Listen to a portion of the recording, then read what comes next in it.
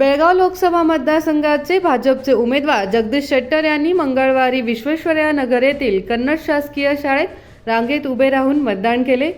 जगदीश शेट्टर यांना खासदार मंगला अंगडी, श्रद्धा शेट्टर, ಸಂಕಲ್ಪ ಶೆಟ್ಟರ್ यांनी ಪಾಠಿಂಬ दिला. ಇಲೆಕ್ಷನ್ನು ಭಾಳ ಒಳ್ಳೆಯ ರೀತಿಯಿಂದ ಮತದಾನ ನಡೀತಾ ಇದೆ.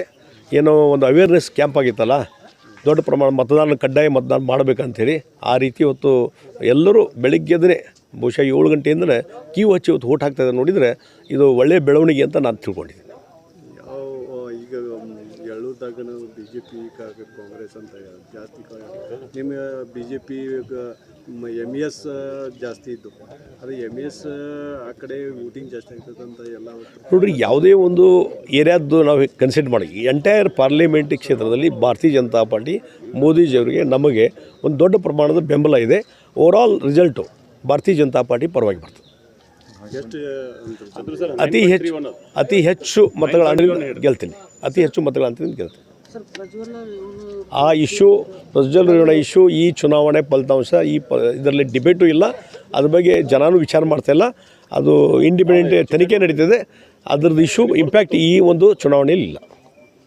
ಕನೆಕ್ಟ್ ಆಗಿಲ್ಲ. ಸಂಕಲ್ಪ ಶಿಂದೆ, ಕನ್ನಡಮ್ಮ ನ್ಯೂಸ್ ನೆಟ್ವರ್ಕ್, ಬೆಳಗಾವಿ.